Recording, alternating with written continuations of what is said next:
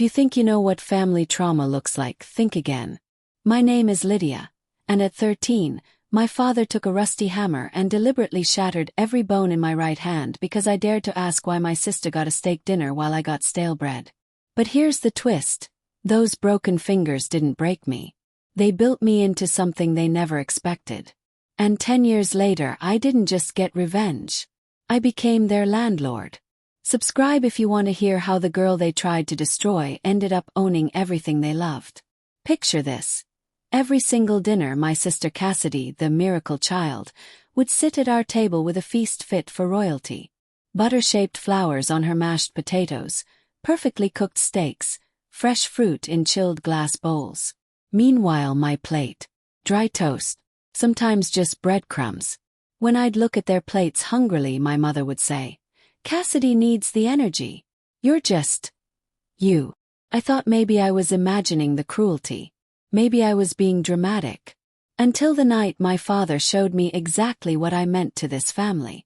I was 13. I'd spent another evening hiding in the school library because home felt like walking on a floor that might collapse. I came home to the smell of perfectly cooked steak. Again. Cassidy was already devouring her feast, medium-rare filet, garlic asparagus, fresh cornbread. My plate sat waiting. One piece of untoasted bread with a smear of mayo. "Where's the rest?" Yes. I was too exhausted to pretend anymore. My father's face changed. Not angry, calculating. Like he'd been waiting for this moment. "You asking that with your tone," he said. But I was done being silent. "It's not fair. Why does Cassidy get steak and I get this?" Cassidy giggled. "Maybe because I don't look like a drowned rat." My mother didn't flinch. But my father. He moved like a predator. He grabbed my hand, slammed it on the counter, and from the junk drawer, he pulled out a rusty hammer. Clack. I think I left my body. Clack. I heard my own screaming but couldn't feel it. My fingers bent in directions fingers aren't supposed to bend. Purple lightning crawled under my skin as the bones shattered. My father leaned in and whispered, "Ask that again. I dare you." Cassidy kept eating her cornbread. My mother didn't move. They locked me in the basement that night with an old ice pack and a dish towel that reeked of bleach.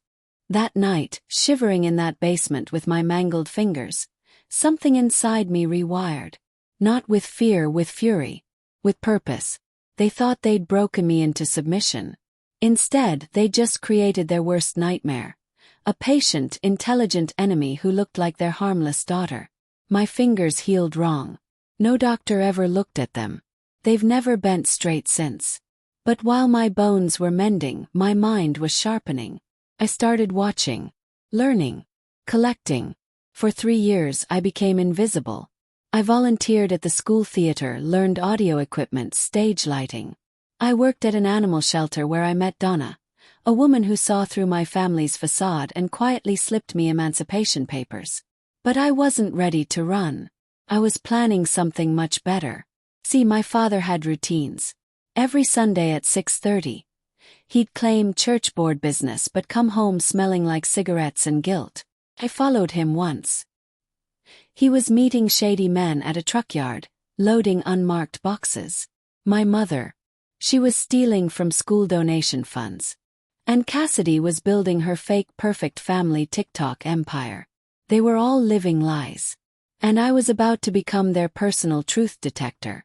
While they had their weekly family dinners at Applebee's, which never included me, I installed surveillance equipment in our living room. Recycled radio equipment. Hidden under furniture. Uploading automatically to encrypted drives. For months I collected pure gold. Cassidy mocking disabled classmates. Mom joking about stealing bake sale money. And then, the jackpot. My father, drunk and proud, saying, "That girl Lydia, she's nothing, barely human." I should have broken her jaw when she started talking back. He had no idea he'd just handed me a nuclear weapon. On graduation night, while Cassidy got a new car and I got nothing, I packed my life into a backpack.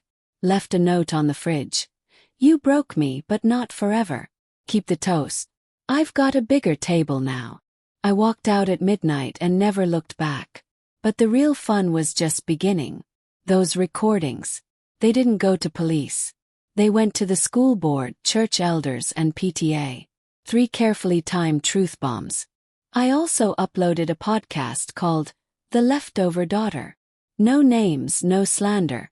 Just my truth, told calmly with gentle background music. It wasn't rage. It was peace. And it exploded. 2,000 downloads became 10,000, then viral on TikTok thanks to one line. When you break a child's fingers, you teach her how to type her own truth. That became a trend with millions of views. Within a week, Cassidy lost her sponsors. Mom was removed from the PTA. Dad was voted off the church board. They had no idea it was me because they'd trained themselves to never see me coming. But I wasn't finished. 6 months later I saw something beautiful.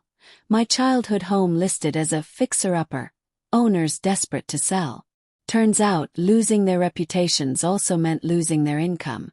They were $18,000 behind on mortgage payments. So I bought it. Through a non-profit program for transition youth. I purchased the house where they tortured me. The house where my blood had stained the kitchen floor.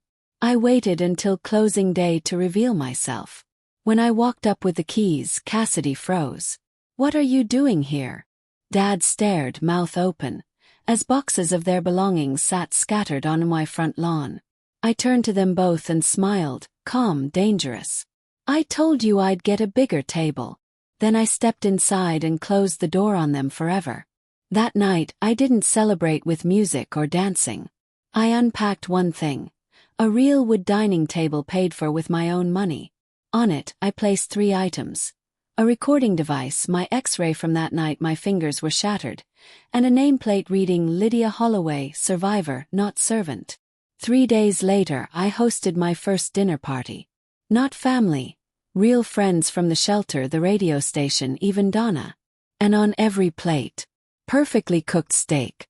The meal I was never allowed to have. When Donna asked why I came back to this house, I said, "This place used to be a prison." But I turned the locks around. As laughter filled in my kitchen, I looked in that same cracked mirror where my father once called me useless. My fingers still don't bend right. One knuckle sits too high. But they work. They built this life. They typed my truth.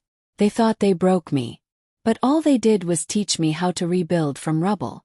And when someone rebuilds from destruction, they don't come back seeking revenge. They come back owning everything that tried to bury them. If this story moved you, hit subscribe and tell me in the comments where you're watching from. Because sometimes the broken become the builders. And sometimes the leftovers become the feast.